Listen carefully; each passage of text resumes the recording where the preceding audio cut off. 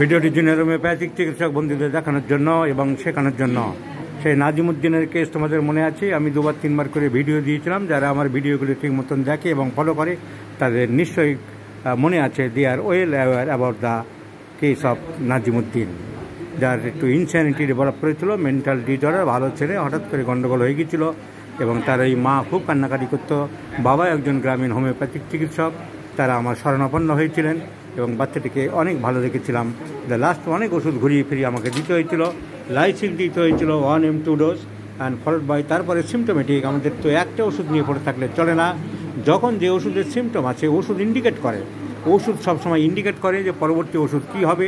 এই জন্য যে অনেকে যে বলে এই 1 নম্বর ওষুধটা খাওয়ালাম, 1 মাস পরে 2 নম্বরটা দিলে, আমি একটা ওষুধ 2 মাস 3 মাস দিতে পারি যদি ওষুধের প্রতি আমার ফেথ থাকে। যেমন সালফার ফেথ আছে, সালফার 1 শেষ হয়ে গেলে 2, শেষ হয়ে গেলে 3, 2-3 বার কোর্স দিতে পারি। কিন্তু সালফারের পরে ন্যাট্রামিউর দেবে, ন্যাট্রামিউর পরে লাইসিন দেবে। অনেকে যে মাতব্বরি করে, এটি কি সম্ভব? সে কী করে জানছে আগের থেকে কোন ওষুধের ইঙ্গিত করছে, আগের থেকে কোন ওষুধের নির্দেশ করছে, which medicines will act at that time, কেউ বলতে পারে না। সুতরাং আমাদের ওষুধ চেঞ্জ করতে হতে পারে। লাইসিন থেকে হায়াসোমাস দিয়েছিলাম, রোগী অনেক ভালো ছিল, এখন খাওয়া দাওয়া করে অনেক ভালো হয়েছে। কিন্তু এখন কি সিমটম বলছে ওর বাবা মা? ডিজায়ার ফর সুইটস, মিষ্টি খাওয়ার টেন্ডেন্সি বাড়ছে। 5/5/2023, বেদিং অ্যাভারশন, চান করতে চাইছে না, গোসল করতে চাইছে না। ন্যাকেড ডিজায়ার টু, কাপড় চোপড়ের প্রতি অত ইন্টারেস্ট এখনও নেই, অনেক সময় উলঙ্গ টুলঙ্গ হয়ে থাকছে, ওর বোধটা ওখানে আসেনি। কিন্তু খাবার দাবার আবার গরম চাইছে, আর চান করতে চাইছে না, গোসল করতে চাইছে না, কিন্তু আবার ঠান্ডা মেঝেতে শুয়ে থাকতে চাইছে। Desire to lie on the cold floor.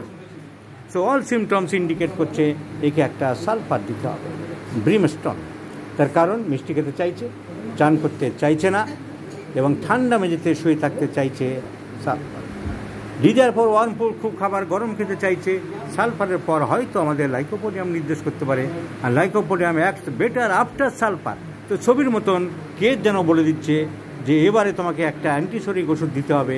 এই তো সালফারের সব সিমটম বলে দিলাম, তুমি সালফার দাও। কারণ মিষ্টি খেতে চাইছে বাচ্চাটা, এখন চান করতে চাইছে না, গোসল করতে চাইছে না, আর মেঝেতে, ঠান্ডা মেঝেতে শুয়ে থাকতে চাইছে। নিজের পোশাক পরিচ্ছদ এই সমস্তের উপরে এখনও অতটা নজর নেই, সেই খামখেয়ালিপনা রয়ে গেছে। So it is the high time to prescribe sulphur on dose and later on you may think of lycopodium. Case বলে দিচ্ছে, কেস সিলেক্ট করে দিচ্ছে। So in every case you have to decide, you have to think of the new dimension. Harik সাহেব, আপনাকে জিনিসটা বুঝতে পেরেছেন? বলুন।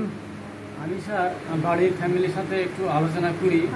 আমি অসুস্থ, আমি তো আসতে পারিনি। সংক্ষেপে বলুন তাড়াতাড়ি। পর আসতে পারি, তা আমি ওই ঈদের আগের 2 দিন আগে 2 ডোজ সালফার, 200 ডেট লিখে রেখেছেন? ডেটটা আমাকে জানাতে হবে। ঠিক আছে, 15 দিন হচ্ছে বোধ হয়। সালফার 30 2 ডোজ দিয়েছেন? যেমনই দিয়েছিলাম, তারপরের দিনকে পোশাক করি, কিন্তু আর পোশাক করে আর খুঁজছিল না, নিজে নিজেই। তাহলে এখন কিছুদিন PTRS দিতে হবে, তারপরে ফলোড বাই সালফার 200। রাগটা কমছে না, কিন্তু